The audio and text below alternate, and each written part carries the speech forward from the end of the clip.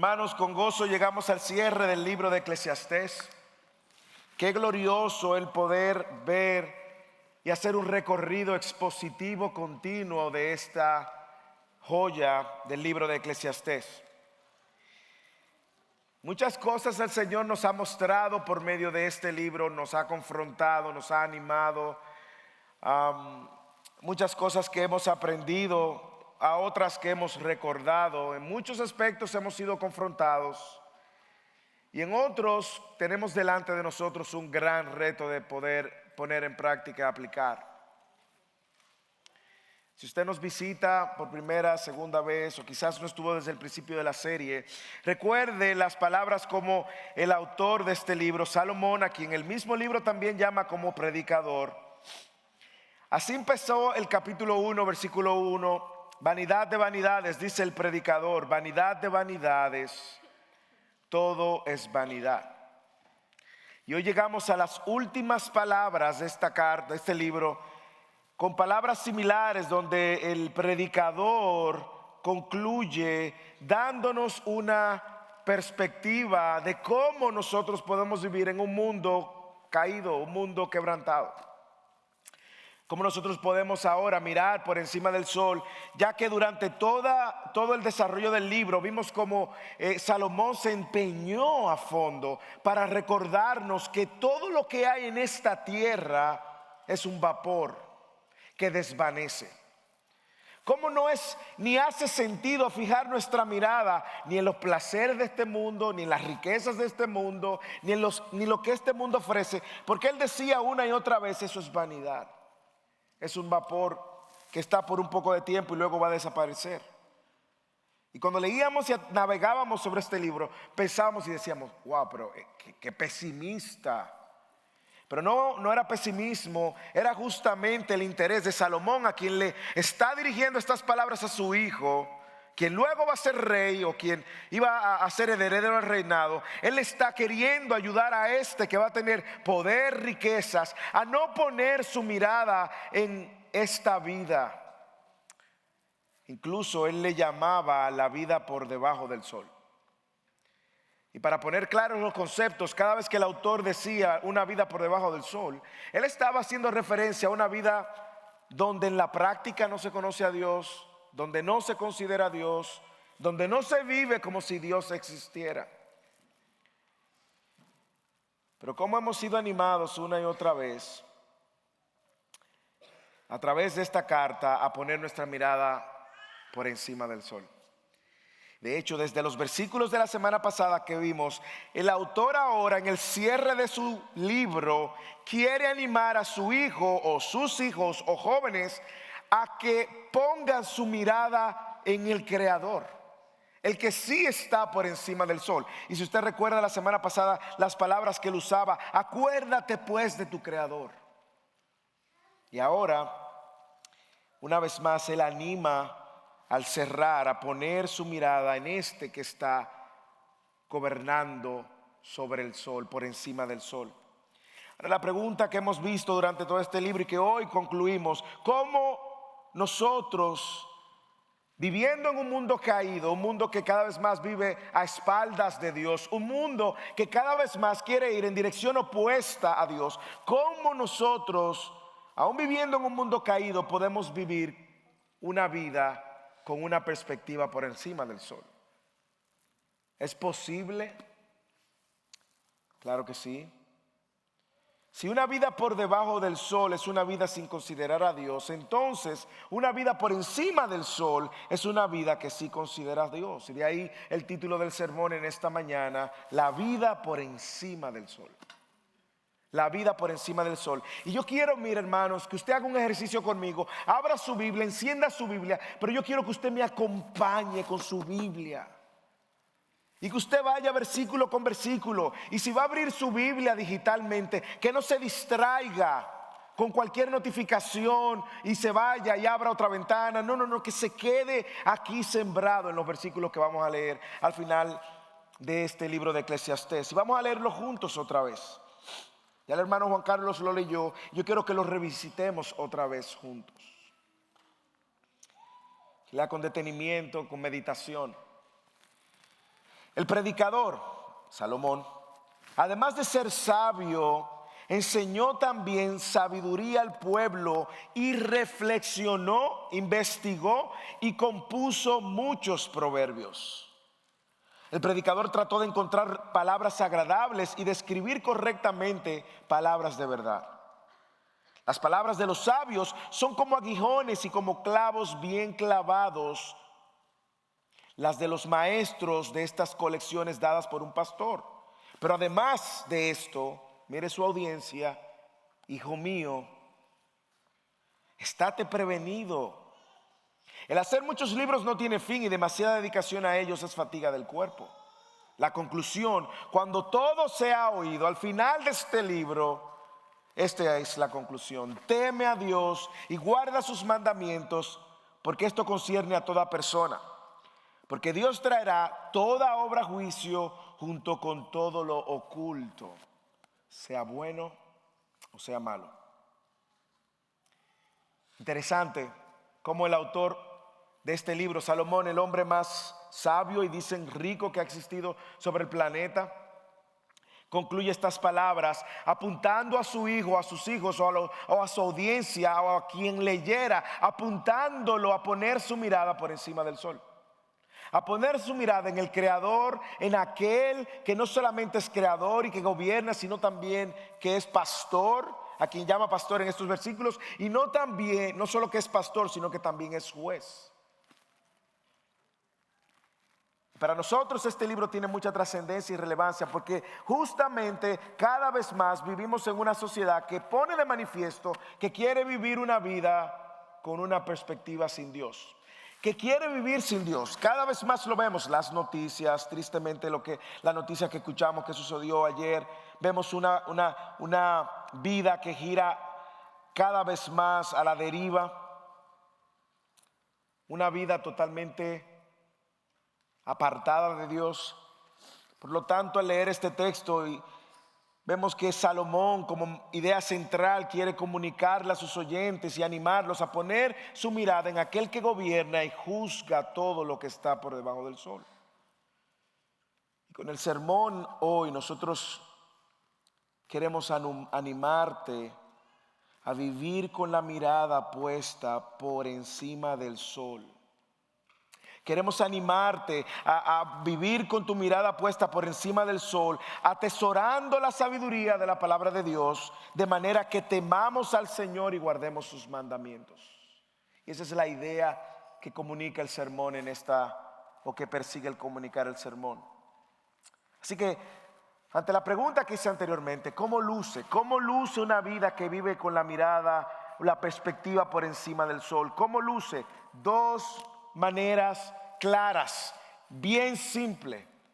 Dos maneras que si usted la escucha, reflexiona, medita y la pone en práctica, nos va a ayudar en el día de mañana, en el día de hoy, en el día de la aflicción, en el día de la prueba, en el día de la abundancia, en el día de la escasez, en el día de la enfermedad, en el día de la salud. En cualquier situación nos va a ayudar.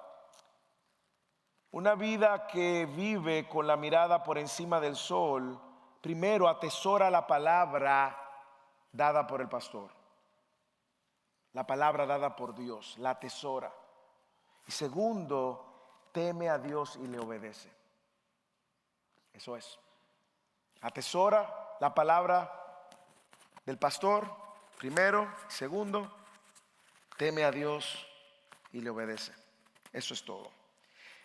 Acompáñenme y veamos el versículo 9 al 12, cómo Salomón, de una manera u otra, por medio de su testimonio, deja muy claro en evidencia que él había atesorado la sabiduría que había venido del pastor o de un pastor o de Dios mismo. Leamos versículo 9 al 12. El predicador, además de ser sabio, una sabiduría que Dios le dio, lo sabemos, enseñó también sabiduría al pueblo y reflexionó, investigó, compuso muchos proverbios.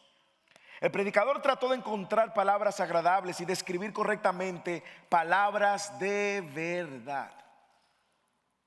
Las palabras de los sabios son como aguijones y como clavos bien clavados. Las de los maestros de estas colecciones, dadas por un pastor.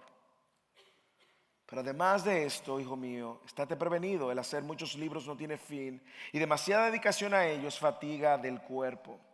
Usted ve cómo Salomón muestra su interés en señalar la importancia que tuvo en su propia experiencia, ¿verdad? De buscar la sabiduría. Fue diligente, buscar la sabiduría que provenía de Dios, que provenía del pastor. Él es el mismo autor de Proverbios que dice que el principio de la sabiduría es el temor del Señor. Y evidentemente lo hemos visto a través de todos estos 12 capítulos, como la sabiduría de la cual Salomón hace referencia una y otra vez en este libro es la sabiduría que viene dada por la palabra de Dios. La palabra que lo hizo sabio. Él dice que él era sabio. Y es interesante ver que en el Antiguo Testamento, la sabiduría en el Antiguo Testamento no era una sabiduría teórica, no era una sabiduría de la cabeza, era una sabiduría práctica. Es la idea de cómo usted, a la luz de lo que Dios había dicho en el Antiguo Testamento, lo ponía en práctica al máximo cada día. Pero ¿de dónde Salomón sacó esto? Bueno, probablemente de su padre David, quien escribió algo como esto y lo leímos ya. El principio, Salmo 111:10, el principio de la sabiduría es el temor del Señor. Mire cómo pone los dos elementos juntos. Buen entendimiento tienen todos los que practican sus mandamientos. Su alabanza permanece para siempre. Usted puede ver cómo la sabiduría en el Antiguo Testamento no era un mero conocimiento, sino que era un conocimiento que transformaba su manera práctica de vivir. Por lo tanto, cada vez que pensemos en sabiduría y esa palabra, no piensen en un hombre con con una barba larga y el pelo despeinado y con discípulos sentados instruyéndole. No, estamos hablando de un conocimiento que era también llevado a la práctica. Más adelante, bueno, Salomón, como dije en el capítulo 9, versículo 10, dice que el principio de la sabiduría es el temor de Jehová y el conocimiento del santo es discernimiento. Entonces, ¿qué tienen en común esos versículos? ¿Qué tienen en común el versículo escrito por su padre David y el versículo que posteriormente él escribe también en Proverbios? ¿Qué tienen en común? Que es evidente que la fuente de sabiduría, donde comienza la sabiduría, es en Dios. Si el principio de la sabiduría inicia en el temor de Dios, buscando la palabra de Dios, atesorando la palabra de Dios, si ahí empieza la sabiduría, entonces yo tengo que considerar seriamente en mi vida para vivir con la mirada puesta por encima del sol. Yo necesito entonces atesorar la palabra de Dios, porque es el principio de todo. ¿Cómo lo hizo Salomón? Bueno, mire su Biblia. Primero, él fue diligente, buscó de una manera diligente y reflexiva.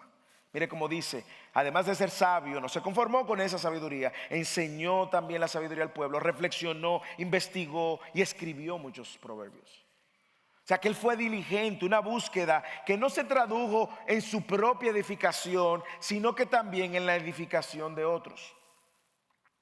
Ahora mire cómo él hace para que esta sabiduría, no solamente que él había recibido como un don de Dios, lo vimos en sermones anteriores, sino también cómo él estaba de una manera u otra ayudando a la gente. Primero, él reflexionó, investigó y luego escribió. ¿No le encanta ese orden? ¿No le encanta ese orden? A nosotros nos encanta que a nosotros nos encanta primero escribir sin meditar, sin reflexionar.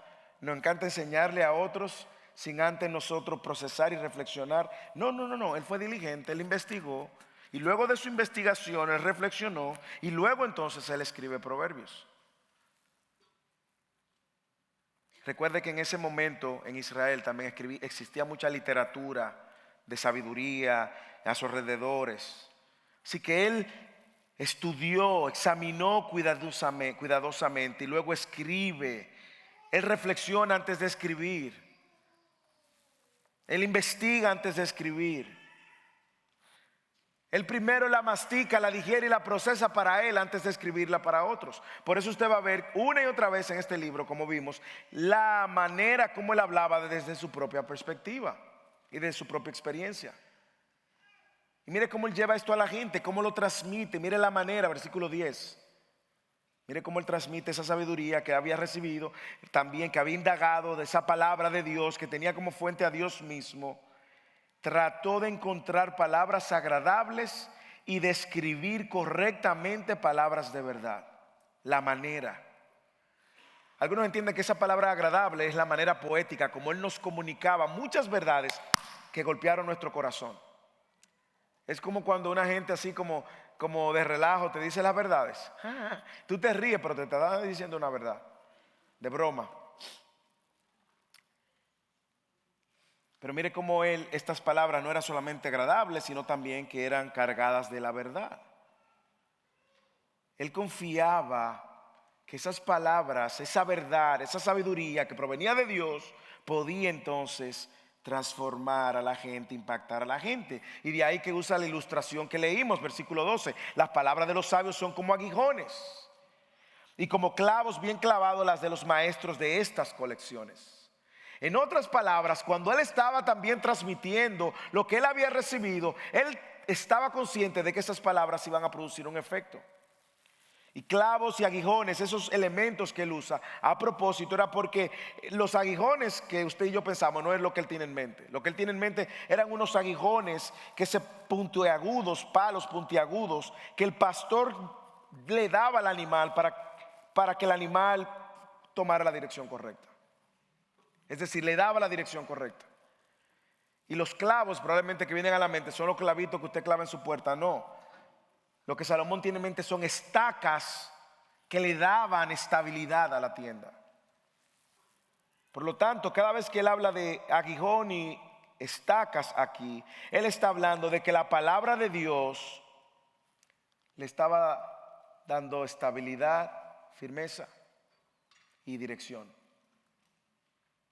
Los aguijones para dirigirlo y estabilidad y firmeza. No sé si usted puede ver que esa es la misma realidad de la escritura.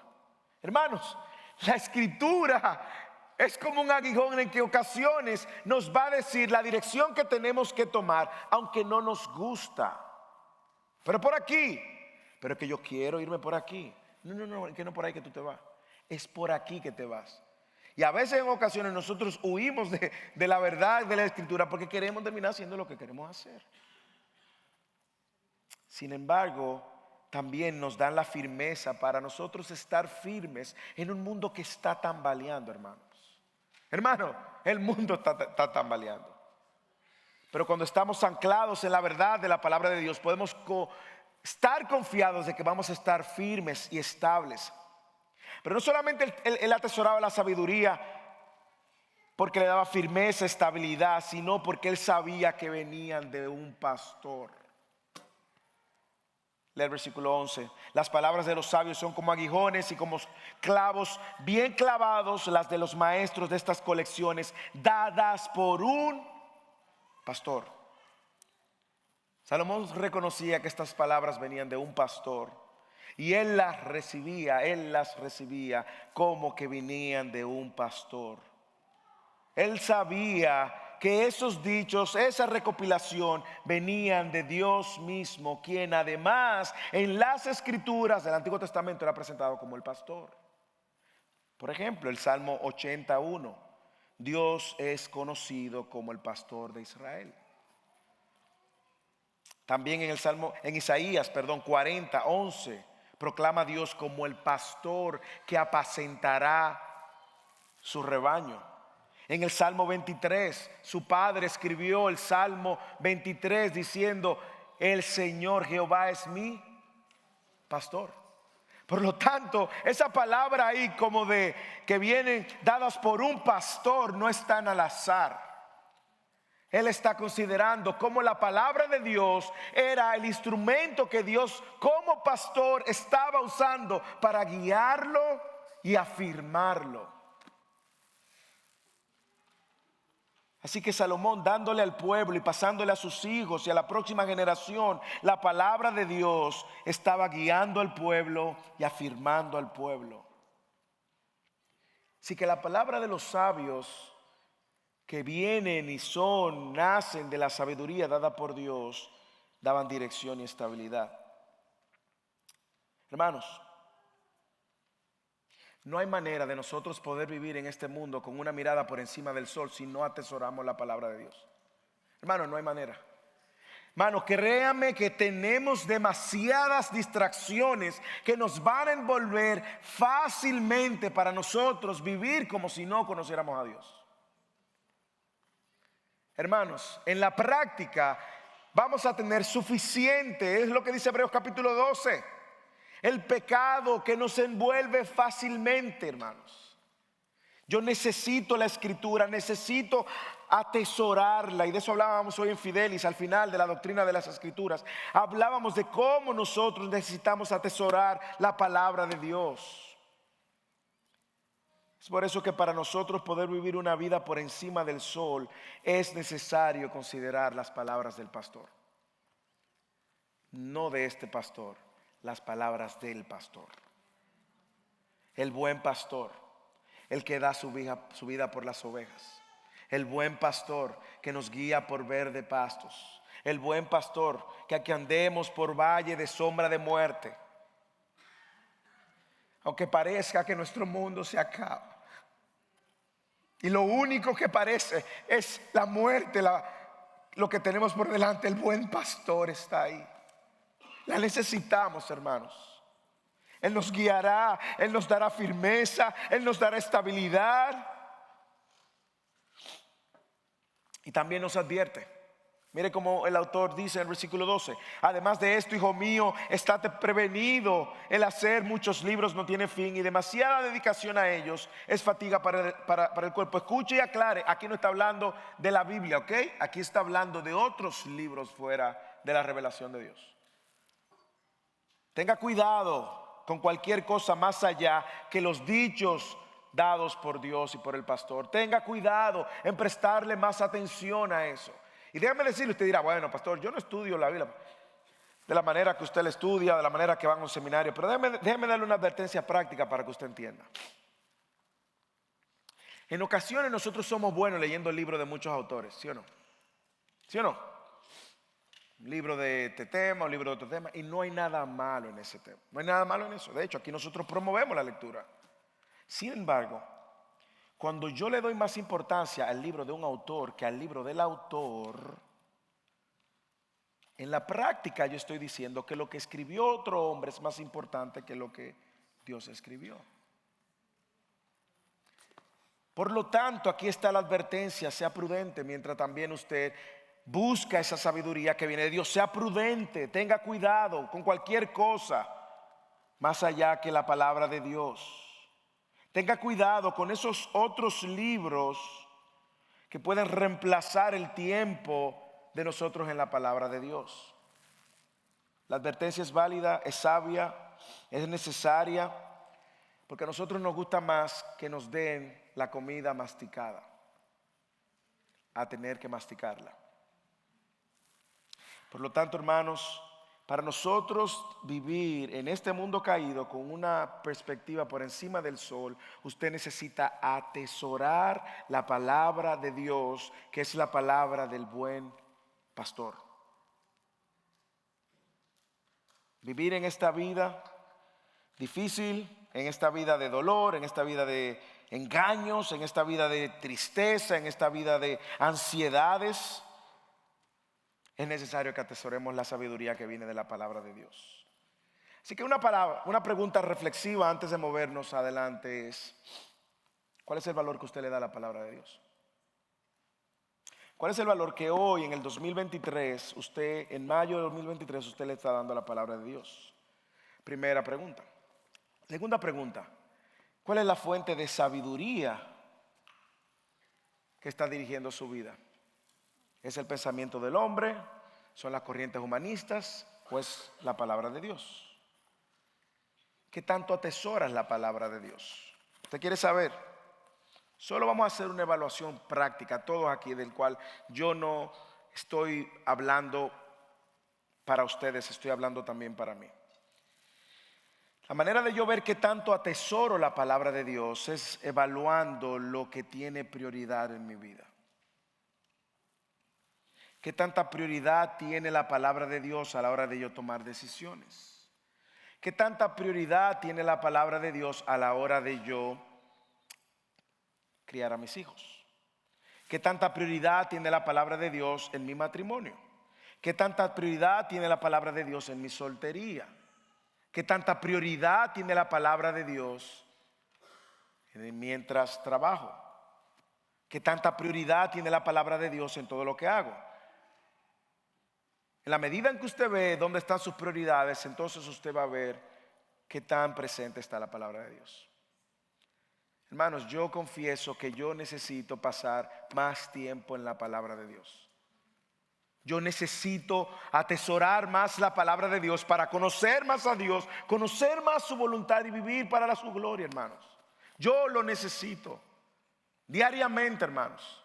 Y déjame decirle, yo como pastor puedo cometer el error y el pecado de solamente estar en la palabra de Dios en los textos que voy a predicar. Y usted dirá, pastor, usted siempre tiene la Biblia abierta. No, hermanos, eso se puede hacer mecánicamente. Yo necesito marinar mi corazón continuamente en la palabra de Dios y recordar continuamente las verdades que vienen de la palabra de Dios, que me van a dar sabiduría y entendimiento.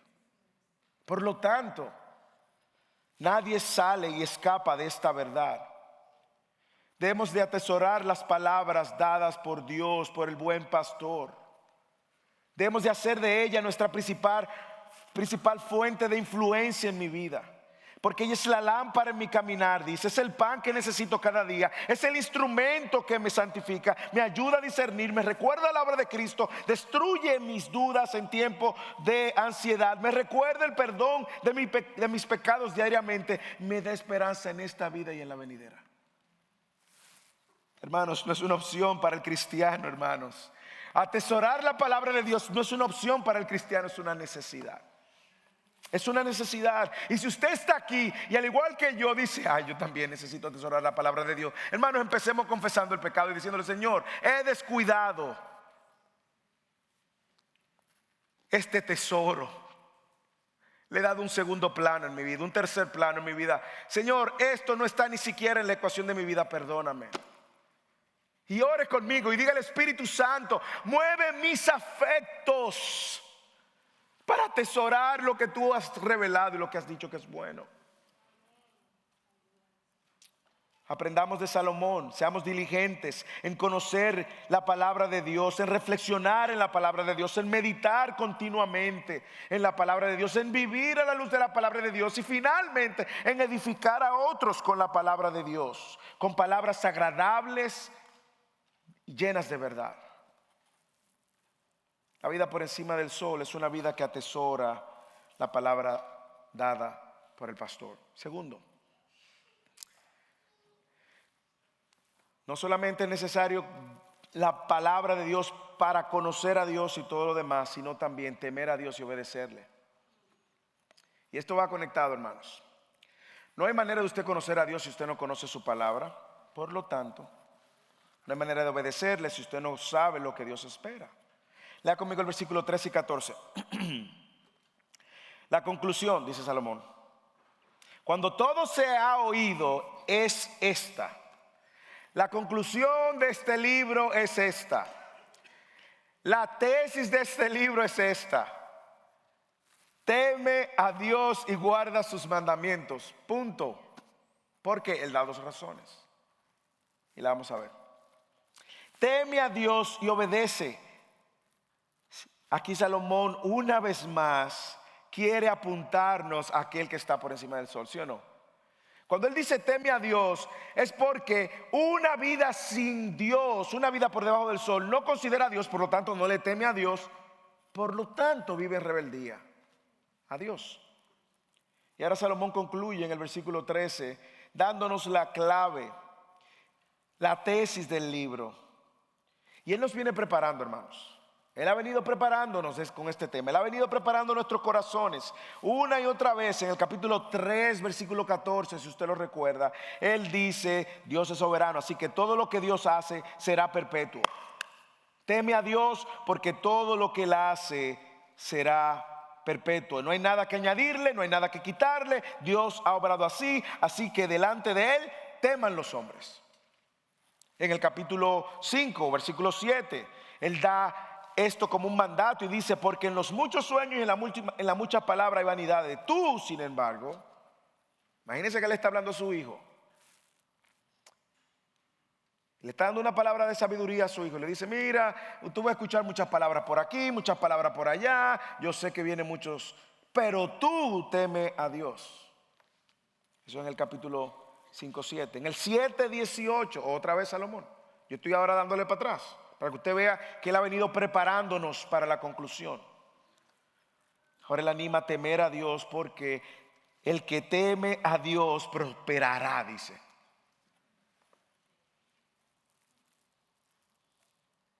Y en el capítulo 8, versículo 12, Él anima a temer a Dios también porque es la garantía de nuestro destino. Versículo 12 del capítulo 8. Aunque el pecador haga el mal 100 veces y alargue su vida, con todo yo sé que les irá bien a los que temen a Dios, a los que temen a su presencia. Es capítulo 8, versículo 12. Y como ya lo hemos dicho, y déjeme aclararlo por si usted no estuvo aquí. ¿A qué nos referimos con temer a Dios? No nos referimos a estar aterrorizados de Dios como el diablo a la cruz. No. Cuando hablamos de temer a Dios, es estar asombrado de quién es Él.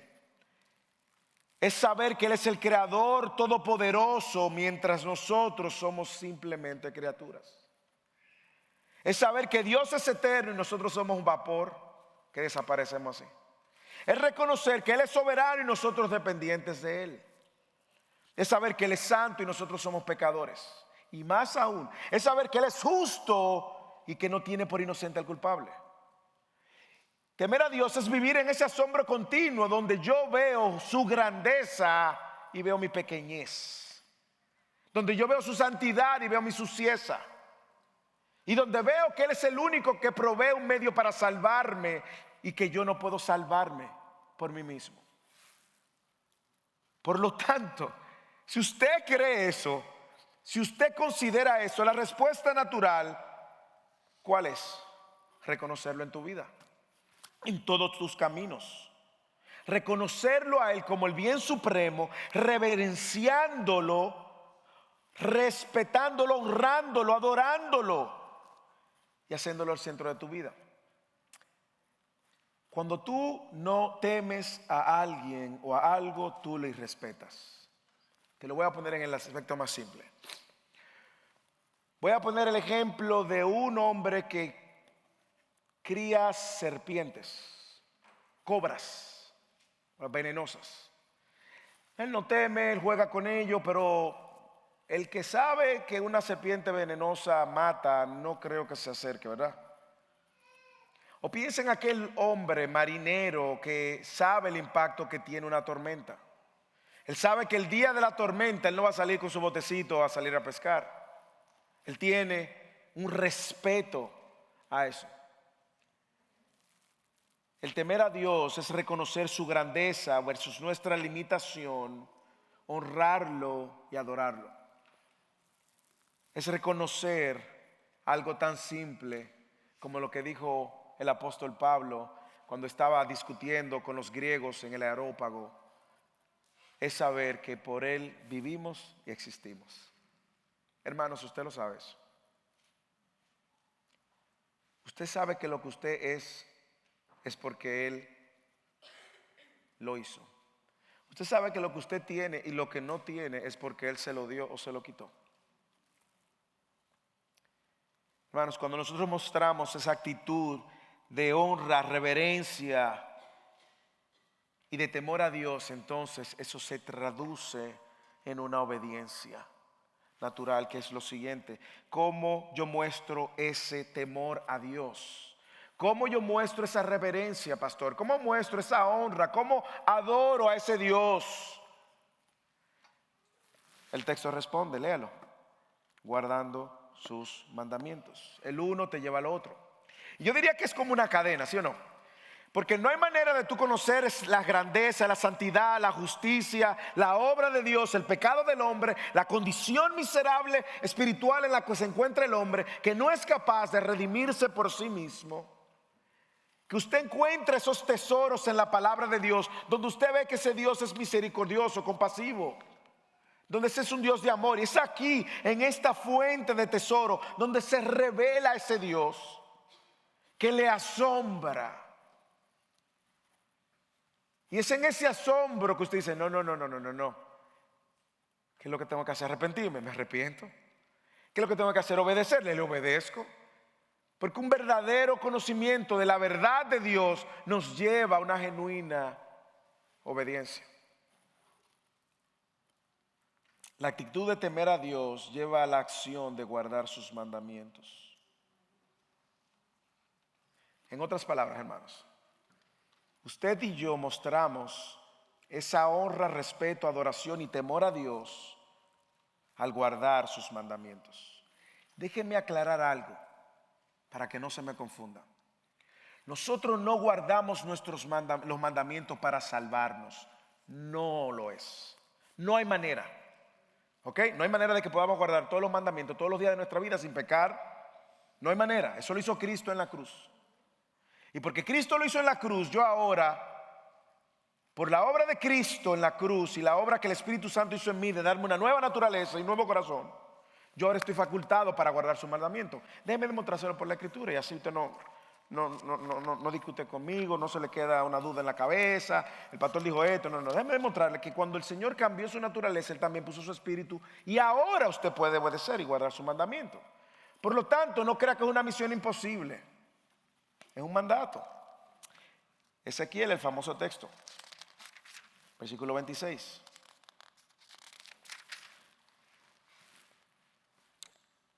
Dice el versículo, capítulo 26, versículo 20.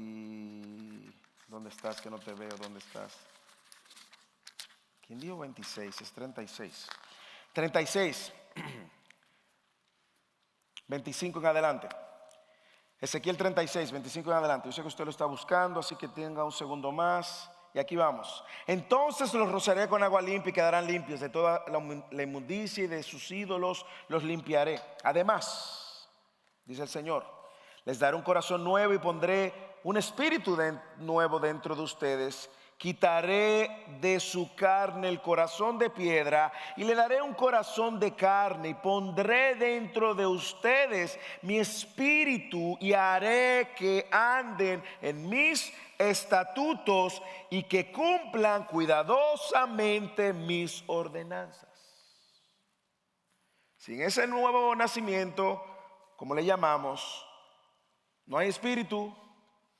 Y si no hay espíritu, no hay manera de obedecer y guardar los mandamientos. Por lo tanto, cuando nosotros vemos teme a Dios y guarda tus mandamientos, es sencillamente porque nosotros ahora por medio de su espíritu estamos bajo la promesa y el cumplimiento de lo que Él prometió.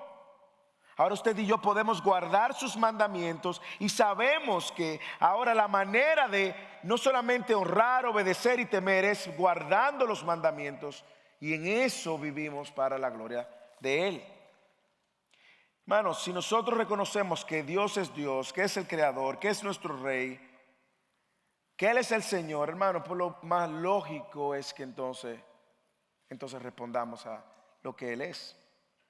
No podemos decir que tememos a Dios y hacer lo que nos plazca. Lo voy a repetir. Usted no puede decir, yo tengo temor de Dios y usted vive su vida loca, por ejemplo. Esas dos cosas como que desafinan. Y es probablemente una verdad a la cual Salomón había sido expuesto desde su niñez, probablemente. Lo digo porque Dios le dio sabiduría, pero la tradición era que pasaban de generación en generación las verdades, por ejemplo, como la que Moisés le enseñó al pueblo en Deuteronomio capítulo 10, donde él decía y conectaba ambas cosas. Y ahora Israel, ¿qué requiere de ti tu Señor, el Señor tu Dios? Sino que, uno, temas al Señor tu Dios, que andes en todos sus caminos, que lo ames y le sirvas al Señor tu Dios con todo tu corazón, con toda tu alma, y que guardes los mandamientos del Señor y sus estatutos que yo te ordeno para tu bien. O sea que Salomón, sencillamente, todo lo que él está escribiendo al final de esta carta viene, como hemos dicho, influenciado por el haber atesorado la palabra de Dios. Y él concluye, él dice, mire, a este punto, todo lo que yo conozco de Dios se resume en esto: teme a Dios y guarda sus mandamientos. Pero esta no es enseñanza solamente del Antiguo Testamento, dada por Moisés y los profetas y Salomón, sino que también es la enseñanza de Jesús mismo, la que encontramos en el Nuevo Testamento. Déjame enseñárselo. Juan capítulo 14, 15. Si me amáis, ¿qué usted va a hacer? Guarde mis mandamientos. De hecho, no es lo que dice en Mateo 7. No todo el que me dice que me ama, no todo el que me dice Señor, no todo el que está haciendo, en mi país decimos allante, no sé cómo le llaman en su país, no sé, quizá bulto funciona en su país, no, tampoco. Así como hace mucha, no sé qué palabra usan en México, en su país, alarde. No todo el que hace mucho alarde, dice que es cristiano, dice que me ama, dice que me ama, no, eso no van a entrar al reino de los cielos, sino el que hace la voluntad de mi Padre. Jesús dijo, si me amáis, guardad mis mandamientos. ¿Y cuáles son las razones que Salomón nos da en el texto de manera que nosotros podamos temer a Dios y obedecerlo? Dos razones él da en el texto. Mírenlo, vuelva a Eclesiastés. Dos razones. Razón número una, por la que debemos de temer a Dios y guardar el mandamiento. Primero, porque es el llamado de todo y de todos. La conclusión, cuando se ha oído, es esta: teme a Dios y guarda sus mandamientos, porque esto concierne a toda persona. Esto concierne a toda persona. En hebreo literalmente dice, es el todo de todos. Usted sabe lo que va a pasar con el que no teme y no obedece, ¿verdad? La Biblia también dice que va a pasar con ellos. Pero no es solamente nuestro deber, hermanos. Lo que está diciendo Salomón es la esencia, hermanos. Es nuestra esencia. Como decía anteriormente, para el cristiano esto no es una opción, y esto es un mandato. Dios nos creó para honrarlo, admirarlo, adorarlo, guardar sus mandamientos, y es en ese ejercicio, eso Dios lo diseñó así, traemos gloria a su nombre. ¿Qué sucede cuando nosotros hacemos lo que Dios dice que debemos de hacer, aún en situaciones donde no queremos? Hermano, el nombre de Dios se ve grande. Cuando usted perdona cuando no quiere perdonar y perdona, ¿qué pasa? ¿Quién se ve grande? Usted no, se ve grande Dios. Cuando usted restaura, aun cuando no quiere restaurar, ¿quién se ve grande? Usted, no, Dios. Cuando su matrimonio está fraccionado ahí y usted sabe que la salida que Dios le está dando es perdona, restaura, ¿quién se ve grande, hermanos? ¿Quién se lleva la gloria? Cuando usted tenga una situación difícil y usted no sepa cómo responder y tu carne te está empujando en una posición directa, haz la siguiente pregunta: ¿cómo traigo mayor gloria al nombre de Dios? Si estoy criando a mis hijos, ¿cómo traigo mayor gloria al nombre de Dios? Si estoy en una relación de noviazgo, ¿cómo traigo mayor gloria al nombre de Dios? Si estoy en mi soltería, ¿cómo vivo para la gloria de Dios? En mi trabajo, en una decisión ahí media turbulenta, ¿cómo traigo gloria a Dios? Porque de eso se trata nuestra vida. Es el todo del todo, temer a Dios y guardar sus mandamientos. Es el diseño de Dios. Es la manera de cumplir el plan de Dios para nosotros. La segunda razón es más contundente y ya vamos a aterrizar. La segunda razón por la cual yo debo de temer a Dios y guardar sus mandamientos, hermanos, es porque Dios va a traer juicio. Lea el versículo 14. Porque Dios, ¿usted ve ese segundo por qué ahí? La razón. Porque Dios traerá toda obra a juicio. Y junto con todo lo oculto, sea lo bueno o lo malo, Dios traerá toda obra a juicio. No se le va a salvar nadie. Dios juzgará a cada uno de nosotros según nuestros actos, cada una de nuestras palabras, incluso cada uno de nuestros pensamientos. Jesús dijo: yo les digo que de toda palabra vana que hablen los hombres darán cuenta a ella en el día del juicio. Jesús, Mateo 12:36. Ahora, déjeme traerle un poco de paz a aquellos que están en Cristo. La manera como vamos a estar delante de Dios es totalmente diferente de nuestra posición en Cristo. En el día del juicio, hermanos, el que esté en Cristo puede estar seguro, puede estar tranquilo. El que ha nacido de nuevo y tiene una relación con Dios por medio de la obra de Cristo, en el día de juicio no seremos condenados, hermanos, sino galardonados, hermanos. Es diferente la experiencia. Usted va a llegar a ese juicio sin temor, porque usted ha creído que Romanos 8:1 dice que no hay condenación para los que están en Cristo Jesús. Usted ha creído que Romanos 8:1 dice: no los que andan conforme a la carne, sino conforme al Espíritu. Y no hay condenación. Así que esa experiencia del juicio, donde Dios va a traer a juicio a todo, y ya lo había dicho en los versículos anteriores, pero ahora vuelve y lo repite: la experiencia para el que es salvo del que no es salvo es totalmente diferente. Los hijos de Dios debemos de guardar los mandamientos de Dios, no porque temamos al juicio de Dios, sino porque hemos sido salvos del juicio de Dios. ¿Usted ve la diferencia? Lo voy a repetir. Los hijos de Dios guardamos los mandamientos de Dios, no por temor al juicio de Dios, sino porque hemos sido salvos del juicio de Dios y de la ira de Dios. En la cruz, Jesús tomó sobre sí mismo el juicio por el pecador y la pena del pecado que hacía que nosotros mereciéramos juicio. La deuda fue pagada. El temor del juicio de Dios ya no es una motivación para el cristiano obedecer los mandamientos. Nosotros no obedecemos por temor a juicio, hermano. Nosotros obedecemos por gratitud de que hemos sido salvos del juicio. Porque ahora no solamente ese juez va a ser justo, pero el que esté en Cristo, ese juez, es nuestro Salvador. El juez es mi Salvador. Es lo que dice Juan capítulo 5 versículo 22. Jesús dijo: el Padre a nadie juzga, sino que todo juicio dio al Hijo. De cierto os digo, este es Jesús, que el que oye mi palabra y cree al que me envió tiene vida eterna. Ahí estamos usted y yo. Y no será juzgado, sino que pasará de muerte a vida, hermanos. Hermanos, ¿usted cree eso? Usted ve la diferencia. El juicio de Dios es inminente. No se salva a nadie. Pero ese día nos vamos a presentar como hijos del juez o enemigos del juez. Ese juicio, Cristo será nuestro pastor y defensor o el juez. El juicio de Dios ya no es una amenaza para el cristiano, como dije. Así que ahora nosotros no buscamos guardar los mandamientos de Dios porque temamos el juicio. Buscamos guardarlos porque hemos sido salvos por gracia del juicio.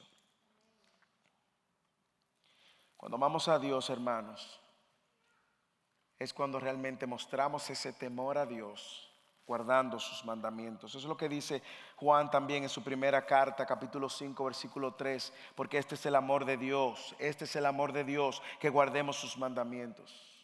Jesús declara: si me aman, guarda mis mandamientos. O sea que nosotros estamos llamados, el cristiano está llamado a ser coherente, guardando y viviendo a la luz de lo que Dios demanda, como una manifestación de la salvación que ha recibido. no al revés. Nosotros no andamos tratando de obedecer a Dios para salvarnos porque ya Cristo nos salvó, sino que ahora obedecemos porque somos salvos. Hermanos, algunas recomendaciones finales y con esto termino. Primero, para aquellos que están en Cristo. Cuando hablo de aquellos que están en Cristo, déjenme decir, no me refiero a aquellos que vienen religiosamente a la iglesia. No me refiero a aquellos que van religiosamente a misa. No me refiero a aquellos que ven la iglesia y como una religión. El que está en Cristo es aquel que corrió a Cristo como el Salvador de sus pecados, que vio su necesidad y su condición miserable de pecador y vio que Cristo es la única provisión de Dios para salvarse. Corrió a sus brazos y ahora vive rendido a su voluntad. Como dice Juan 1, 12, 13. A los que creen en su nombre, a los que le recibieron, Él le dio potestad de ser hechos hijos de Dios, no los que nacieron de carne ni de voluntad humana, sino de Dios. A eso, si estás en Cristo, tu posición ahora cambia completamente, tu panorama de ver esta vida. Hay una tendencia natural por causa de nuestro pecado de seguir viviendo en esta vida como si Dios no existiera. Hay una tendencia natural en nosotros, teniendo a un Dios creador por encima del sol, vivir como todo aquel que vive por debajo del sol. Aquí mi recomendación: no vivas con una perspectiva por debajo del sol. No te des el permiso. La obra de Cristo en la cruz te colocó ahora a la diestra de Cristo. Ahora tu posición, tú estás sentado, dice Pablo, en lugares celestiales con Cristo. Tu posición es por encima del sol. No te des el permiso de vivir como el que no tiene esperanzas, ni de vivir como aquel que no tiene a Dios. Recuerda que todo lo que este libro nos ha enseñado es que los placeres de este mundo es vanidad, la vida es un vapor, la riqueza están hoy, mañana no están, la salud está hoy, mañana no están. Así que no te aferres a nada que esta vida por debajo del sol te ofrece. Aún si estás en medio del sufrimiento, mira hacia arriba y vive con una perspectiva por encima del sol de un Dios que te está sosteniendo aún en medio de la adversidad. Que tus hijos no están caminando con el Señor y eso te carga. Vive con tu mirada por encima del sol y pon a tus hijos en la mano del Señor. Confía. Que tu familia no está caminando con el Señor. Vive con tu mirada por encima del sol. Que tu cuerpo no reaccione igual y ya un achaque, una enfermedad tras otra. Vive por encima del sol. Que las finanzas no van como pensaste. Vive por encima del sol. Que tu matrimonio no está floreciendo. Vive por encima del sol. Que tu lucha con el pecado es diaria, es de todos. Vive con tu mirada puesta por encima del sol. Atesora la palabra dada por el pastor y teme a Dios y obedeces. Así que, si estás en Cristo, atesora su palabra. Se ha asombrado por su grandeza, teme y obedece. Ahora bien, si tú estás aquí y no estás en una relación con Dios por medio de su Hijo Cristo, el juicio viene. Y tengo la responsabilidad de advertírtelo. El juicio viene y Dios dice aquí que traerá toda su obra a juicio. Evidentemente, si no temes a Dios, es porque no consideras a Dios. Y si no consideras a Dios, es porque no crees que Dios es quien es a través de su palabra. Y consecuentemente, si no temes a Dios, tampoco temes a su juicio. Si no guardas sus mandamientos es porque no le temes, y si no le temes, el juicio significa para ti destrucción. Escúchalo como el rey Salomón lo dijo. Salmo 145, 20. Escuchas al rey David, como el rey David lo dijo. Salmo 145, 20. El Señor guarda a todos los que lo aman, pero a todos los impíos los destruirá. Si no temes a Dios, es porque tú eres tu propia autoridad, es porque estás viviendo bajo tus propias reglas, estás viviendo bajo tu propio orden, estás obedeciendo tus propios deleites, estás escuchando tu propia voz, estás haciendo lo que te da la gana. Consecuentemente, el juicio viene. Observe cómo el apóstol Pedro, que vamos a ver en unas semanas y meses, en su segunda carta lo explica. El Señor, pues, sabe rescatar de tentación a los piadosos y reservar a los injustos bajo el castigo para el día del juicio, especialmente para los que andan tras la carne en sus deseos corrompidos y desprecian la autoridad. El que no teme a Dios anda conforme a sus propios deseos, y si no temes a Dios, Salomón en todo su libro nos ha dicho que esa es la manera de una persona que vive su vida como si Dios no existiera. El día del juicio, todo el que está aquí va a estar presente. Así que ninguno se va a perder de eso. No hay que comprar tickets, ya los tickets están garantizados. La diferencia es que veremos al juez como pastor, que nos va a guiar a la eternidad segura con él. O vamos a ver al juez como juez que nos condenará por haber desobedecido su ley. Si tú estás aquí y no vives tu vida considerando a Dios, aquí está la buena noticia. Aquí está la buena noticia. Números capítulo 14 versículo 18 dice tanto acerca de Dios. Ya no tengo tiempo, pero aquí dice Números capítulo 14: el Señor es lento para la ira y abundante en misericordia, y perdona la iniquidad y la transgresión, pero de ninguna manera tendrá por inocente al culpable. Si estás viviendo tu vida sin considerar a Dios, escucha. Si estás viviendo tu vida sin considerar a Dios, hay una buena noticia. Dios es misericordioso según este texto. Dios es un Dios perdonador, pero igualmente Dios es un Dios justo y no te va a tener por inocente siendo tú culpable. Así que alguien tuvo que pagar. Cristo pagó por ti para que tú no tengas que enfrentarte a la condenación. Y lo que demanda de ti es que te arrepientas y corras a Él como el único y suficiente Salvador para tu vida. De manera que no recibas la justa ira que mereces y puedas estar delante de Él como el pastor que te guía a la vida eterna. Iglesia, qué glorioso libro hemos terminado hoy. Qué gloriosa jornada hemos terminado hoy.